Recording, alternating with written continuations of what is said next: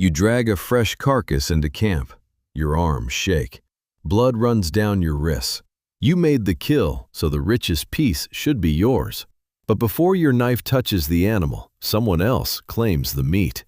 How could the hunter come home with everything and still not own dinner?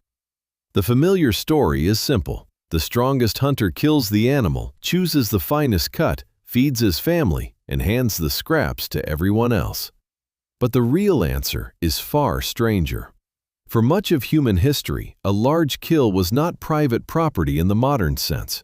It was a social event that triggered rules, debts, claims, and expectations the hunter could not simply ignore. That does not mean every Stone Age camp divided meat in the same way. The Stone Age lasted millions of years and contained thousands of different cultures, climates, and ways of living. An animal bone can preserve knife marks, burning, and the blow that opened it for marrow, but it cannot preserve the name of the person who swallowed the food. Modern hunter-gatherers are not living fossils either. So how can you say anything reliable about the person who received the prized portion? You begin with archaeology.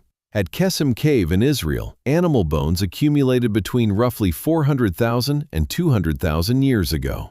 Zooarchaeology, the science of reading human behavior from animal remains, allowed Mary Steiner, Rand Barkai, and Avi Gopher to reconstruct what happened to hundreds of fallow deer. The hunters often targeted healthy animals, removed selected portions, and carried meat-rich limbs and heads back to the cave. The valuable parts did not stay with one person at the kill site. They traveled home. That journey matters. Moving a heavy limb costs energy, and delaying a meal gives scavengers, heat, and decay more time to ruin it. The Qesem team argued that the delay makes sense if the hunters were returning to other people and sharing the highest quality portions at a central place. The cut marks were unusually abundant and crossed the bones at many angles, as if several skilled and less skilled hands removed flesh.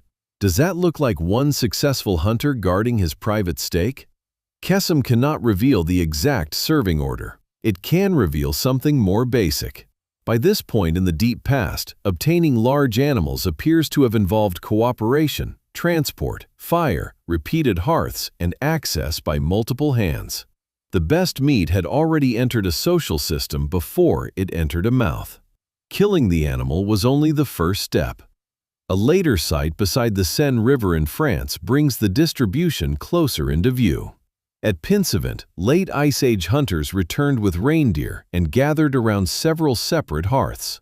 Archaeologist James Enlow treated broken bones like pieces of a giant three-dimensional puzzle, matching fragments from the same animal across the camp.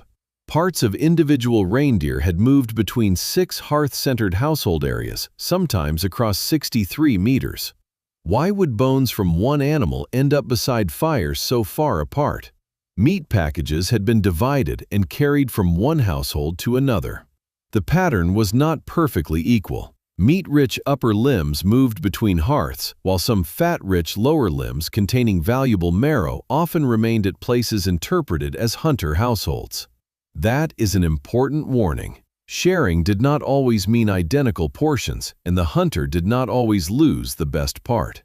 But Pincevent still destroys the image of a carcass belonging to one nuclear family. One kill connected several fires. Some hearths appear to have given more, some received more, and the distance between them influenced how much passed back and forth. The camp behaved less like a row of private kitchens and more like a network of obligations. What decided the direction of those gifts? To explore that question, researchers use ethnographic analogy. That simply means comparing archaeological patterns with carefully documented societies that depended heavily on hunting and gathering. The comparison offers possibilities, not a time machine. Yet the same strange pattern appears often enough to matter. The person who made the kill did not automatically control the distribution. Sometimes the decisive claim belonged to an object, a relationship, an age group, or a ritual position. Among the Hadza of Tanzania, anthropologist James Woodburn observed large game sharing in the late 1950s and early 1960s. The hunter was recognized, but he had little influence over who received ordinary meat. People throughout the camp expected portions and could press their claims openly. The carcass became a public resource almost as soon as it arrived. So who received the richest pieces? The answer depended on social rules. Certain fat-rich organ meat belonged to initiated men through a ritual category called apim. Some prized fatty portions could be assigned to the hunter's parents-in-law, while marrow from particular animals could be reserved for very young nursing children. The entitlement came from initiation, kinship, or need, not simply from releasing the arrow. The hunter might eat well, but killing alone did not place every delicacy in his hands. Now move south to the Jew/hoansi communities studied by Richard Lee and Polly Weissner. Large animals were hunted with poisoned arrows, and the first owner of the meat was traditionally the owner of the weapon that delivered the fatal wound. That person was not always the hunter. A hunter could carry arrows belonging to other people and choose one for a promising shot, effectively deciding who would manage the first distribution if the animal fell. Could a weapon function like a legal contract? The first shares commonly followed recognized ties. Members of the hunting party received meat, followed by a spouse and children, parents-in-law, parents, siblings, and other close partners. Then those recipients shared again.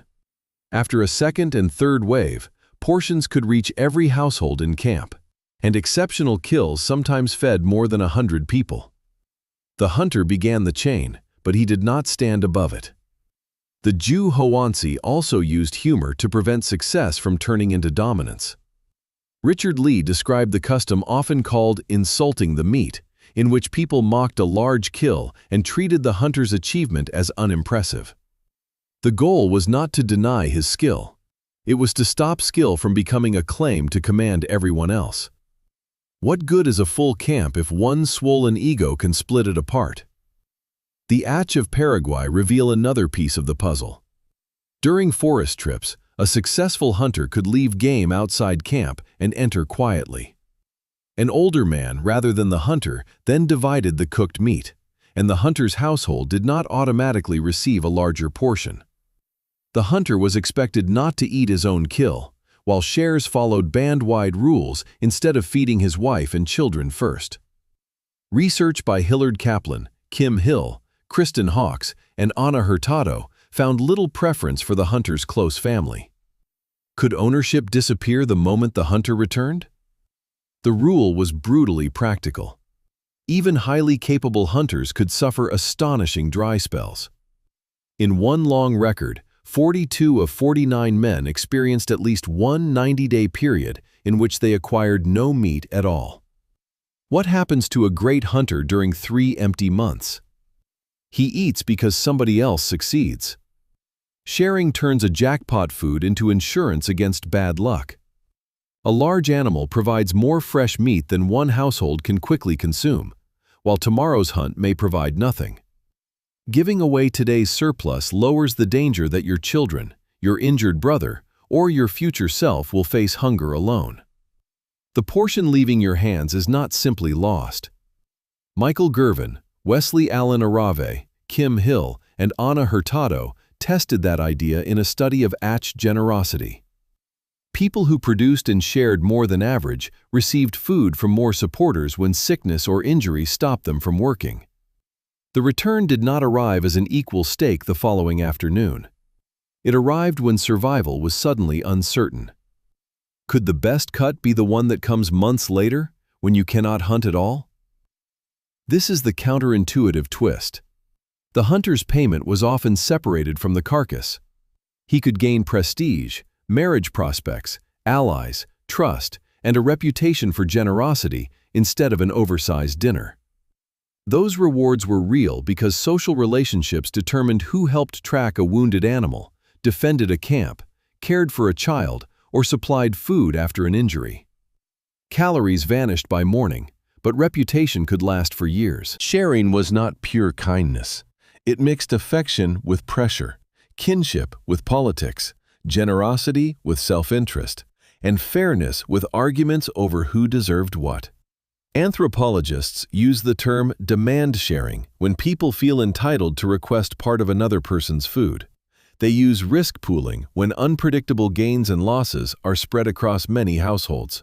Which motive mattered most probably changed from animal to animal and camp to camp. Even the phrase best cut hides a modern assumption. Wild animals are often lean, making fat, organs, and marrow especially valuable compared with another strip of muscle. One person might prize a ritual organ, an elder might value something tender, and a nursing child might need energy-rich marrow that an adult could chew without effort. The most desirable portion was partly biological and partly cultural. Value lived in the rules surrounding the food, not only in the food itself. Imagine the camp again. You return before sunset carrying selected limbs rather than an entire deer. An experienced butcher opens the joints, younger hands copy the cuts, someone tends the fire, and relatives begin naming the people who must receive portions. An in-law receives fat, a child receives marrow, a ritual elder receives an organ, and another household carries away a meaty limb. Where is your reward? It is in every face that watched you return. It is in the arrow owner who carries the kill into a wider web of obligations, the family that will welcome you during a lean season, and the injured hunter who remembers that you fed him. It is also in the laughter that keeps you from mistaking usefulness for authority. Your success matters enormously, but it matters because the whole camp can convert it into survival. That is why a carcass could be both yours and not yours at the same time. The same instinct still appears around a modern table. The person who cooked may serve everyone else first. A guest receives the finest plate, a child gets the tender piece, and the person celebrating receives the slice chosen for meaning rather than hunger. Your brain still notices contribution, need, status, fairness, and obligation before the first bite. The Stone Age meal never completely disappeared. So who got the best cut? Sometimes a hunter did. Sometimes an arrow owner, an initiated adult, a parent-in-law, a nursing child, a neighboring household, or the person whose loyalty mattered most received it instead. There was no universal prehistoric rule, but one principle appears again and again. Meat became social wealth before it became private food. The successful hunter did not merely bring home dinner. You drag a fresh carcass into camp and discover that the deepest reward is not always the meat you keep, but the promise that someone will feed you when your hands come home empty.